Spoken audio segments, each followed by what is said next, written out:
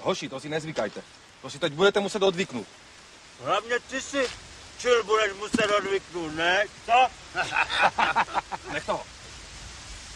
Nech toho, já bych chtěl vidět tebe, nebo Poluša. Co blbneš? S těma děckama. Kdyby za tebou přišli. Aby vstoupil. Teď jsou všichni chytří.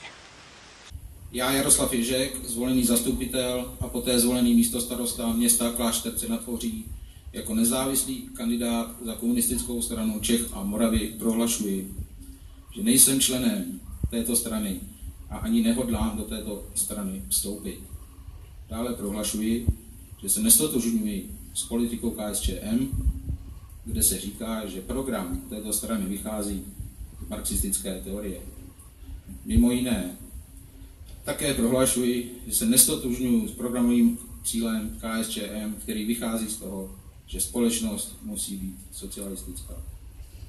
Mým posledním prohlášením zde je, že hrubě nesouhlasím s praktikami místních komunálních politiků za tuto stranu, konkrétně v osobách soudruha tajemníka Jaroslava Kohouta a soudruha senátora Václava Homolky.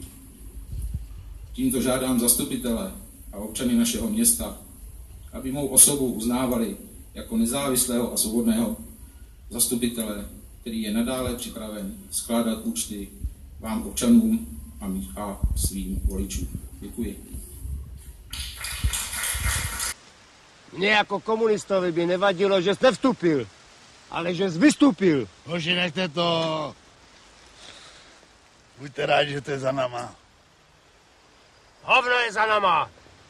No to kecáš. Já jsem komunista, byl jsem komunista a budu komunista. A vstupil jsem bez děcek.